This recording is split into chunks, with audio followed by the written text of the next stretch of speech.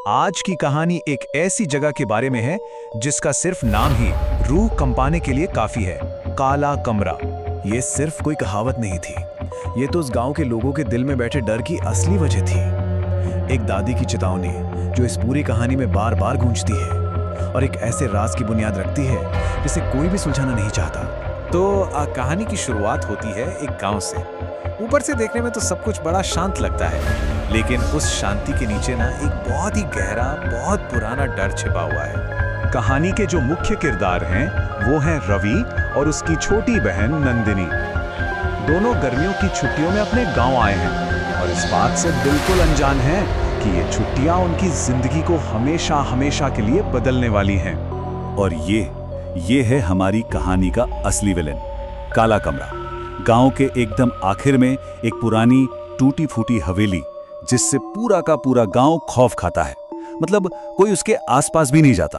तो अब कहानी एक ऐसे मोड़ पर आती है जहां ये बच्चे एक ऐसा फैसला लेते हैं जो उन्हें सेफ्टी से निकालकर सीधे खतरे के मुंह में धकेल देता है। तो हुआ ये कि एक शाम दोनों खेलते खेलते ना उसी हवेली के पास पहुंच गए। पता नहीं कैसे, पर उनके कदम बस उस तरफ बढ़ते ही चले गए और फिर जैसे कोई उन्हें अंदर बुला रहा हो, हवेली का वो भारी दरवाजा एक चर्र की आवाज के साथ अपने आप ही खुल गया। अब यहाँ पर जो चीज देखने वाली है वो है डर और क्यूरियोसिटी की टक्कर। एक तरफ नंदिनी का डर था जो उसे पीछे खींच रहा था, वो कह रही थी भैया चलो वापस चलें। लेकिन दूसरी तरफ रवि की क्यूरियोसिटी उस पर भारी पड़ गई। अरे डरपोक मत बन, बस एक नजर देखेंगे। और बस यही वो पल था जिसने उनकी किस्मत का फैसला कर दिया। और जैसे ही उन्होंने अपना पहला कदम अंदर रखा, धड़ाम, दरवाजा इतनी जोर से बंद हुआ कि पूरी हवेली कांप उठी। अब वो दोनों अंदर फंस चुके थे, घने काले अंधेरे में। देखिए, घर के अंदर का जो अंधेरा था ना, वो बाहर के अंधेरे से कहीं ज्यादा डरावना था।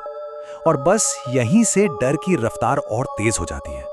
सबसे पहली चीज जो उन्हें महसूस हुई वो थी कुछ फुसफुसाहटें। एक ऐसी आवाज जो कहीं से नहीं आ रही थी, पर लग रहा था हर जगह से आ रही है। और वो कह रही थी, वापस जाओ, वापस जाओ।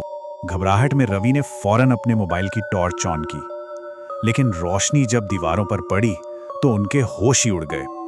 पूरी की पूरी दीवारों पर गहरे खरोंच के निशान थे, जैसे किसी ने दर्द में अपनी उंगलियों से पत्थर को खुरच दिया हो। और सिर्फ दीवारें ही नहीं, फर्श पर भी गहरे धब्बे थे, बिल्कुल सूखे हुए खून की तरह। अब तक जो डर था ना, वो दहशत में बदल चुका था। तभी उनकी नजर सीढ़ियों के नीचे बने एक दरवाजे पर पड़ी। उस पर काले रंग से सिर्फ 2 शब्द लिखे थे, एक बिल्कुल साफ चेतावनी, मत खोलना। लेकिन चेतावनियां होती ही तोड़ने के लिए हैं, है ना?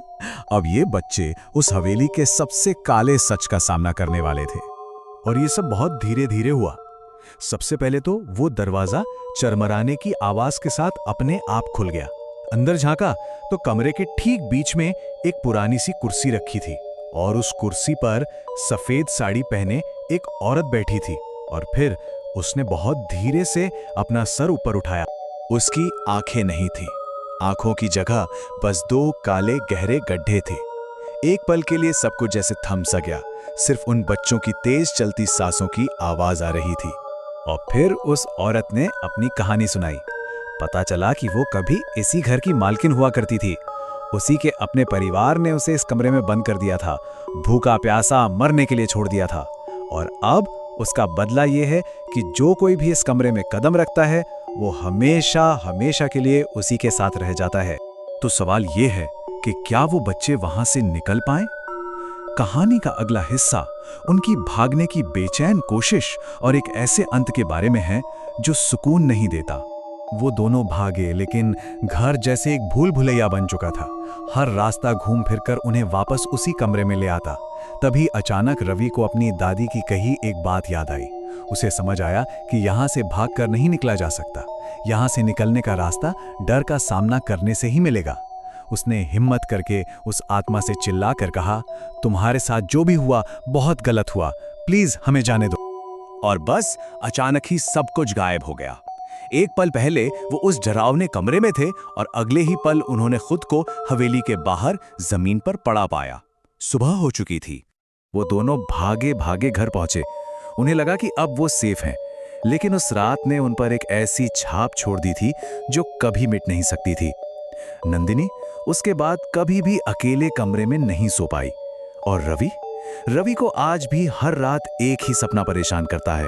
उस सपने में उसे वही आवाज सुनाई देती है जो कहती है, तुम फिर आओगे, काला कमरा अभी खाली है। वो दोनों उस घर से तो बाहर आ गए थे, लेकिन वो घर कभी उनके अंदर से बाहर नहीं निकल पाया। तो ये कहानी हमें एक सवाल के साथ छोड़ जाती है, क्या कुछ दरवाजे हमेशा बंद ही रहने चाहिए?